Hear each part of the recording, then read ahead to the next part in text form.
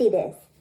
Admitted they would be okay with killing babies in foster care and killing children that have been abused. That's not the point. What I'm saying. That's really.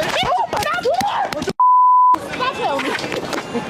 What's wrong with you? Stop telling me. That's my. You have a. Oh my God. She just punched me in the face. We were just doing a street interview with my camera and everything was fine for over 20 minutes or however long we were filming, and then she just punched me in the face. Oh my God. First things first. Do not play with girls from New York, okay? Do not play with girls from New York. Do not play with girls from New York. Do not play with girls from Chicago. Do not play with girls from Oakland, California. Don't play with black women. Period, point blank. Do not play with black women. I mean, by black women, I mean black women, black cis women, black trans women. Stop playing with black women. Black women have had enough. Black women are fed up, okay? We're tired. It's enough. And I don't care if you are a black woman. If you are a black woman and you don't understand the plight of black women, and you are intentionally saying things to antagonize them, you get your rocked. You get your rocked.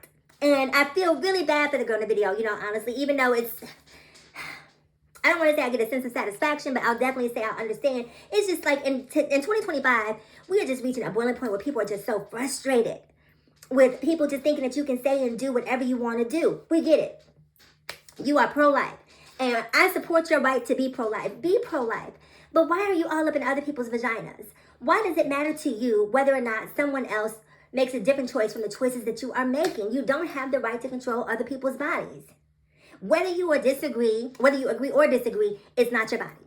My body, my choice.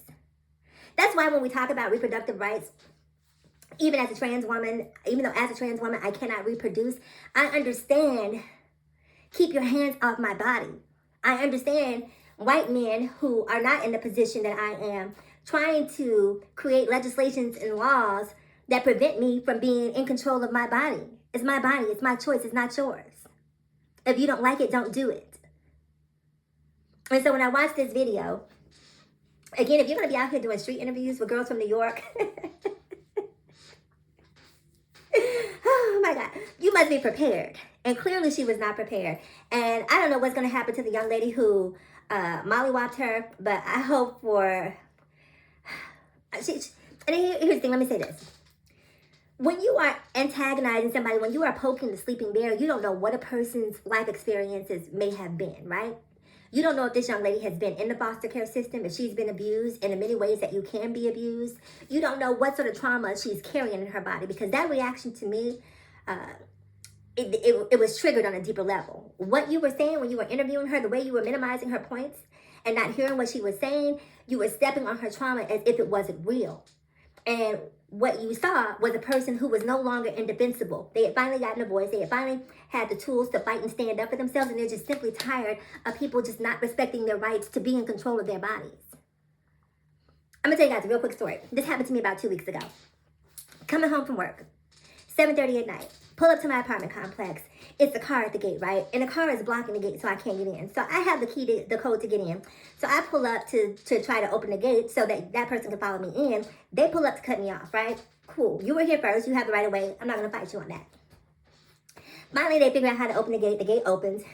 When the gate opens, they go to the right, and then I go to the left, and I go and proceed to my parking spot. I'm in my parking spot, minding my business, gathering my things.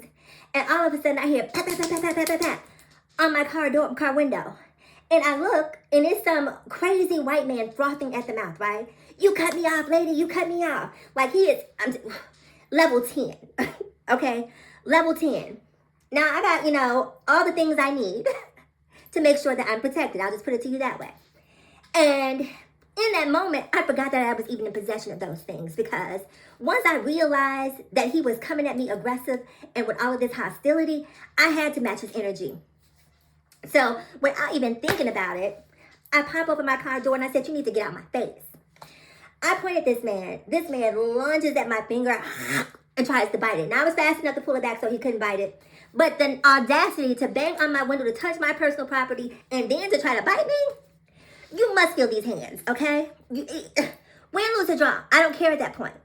I'm not trying to say I'm the toughest. I'm not trying to say I'm the baddest. I'm just saying that today a line will be drawn. You will know, sir, from this moment forward. Try that with somebody else, but do not try that over here, okay? So as soon as I pull my finger back, I said, and I rocked his, and he stumbled, right? He didn't know I was trans. So as soon as I hit him, he started screaming to the top of his lungs, "You're going to jail. They're going to F you like an N-word. They're going to F you like an N-word." And so then it dawned on me, okay, press record. So I started recording some of it. My fingers all over the camera lens. I was just so angry in that moment because all of this was happening to me. But when I rocked him that first time, he did not come back in my face the second time. When I was leaving the complex maybe a day or two later, I looked up and the whole front end of his car, you guys, torn up, windshield caved in. And no, I didn't do it. It wasn't me. I didn't do it. But karma came around and said, "Here you go, sir. This is what you created. This is what you get." And I'm just saying all this to say that in 2025, I'm sorry, I just have a zero tolerance for people who behave in a way that they feel like they can force what they believe off on me and my body. It's my body. It's my body. I'm just one trans woman in this world trying to live my life, do the right things, be happy, not bother you. Why do you feel compelled to come over here and try to impede my peace? And doing these types of street interviews like you see in this video, you're trying to antagonize people. You're trying to get a rise out of people. And she rose. She rose to the occasion. And you got rocked. Stop bothering people.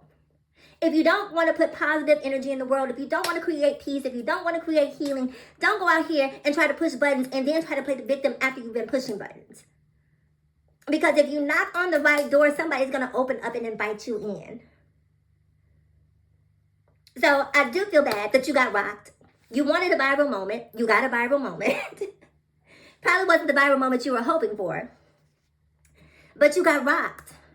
And hopefully being rocked will make you understand, leave people alone. If people don't agree with you, they have the right to disagree and to subscribe to the beliefs that they believe and just keep you and your beliefs over here. It's a big world. We're all here. We all have to coexist. You cannot force everyone to live in this homogenized society where we all think in groupthink terms. We believe the same. We do the same. Like, that's just not the way the world works. It's not. Leave people alone. Comment below. I'm curious to know what you think. I'll see you guys in the next video.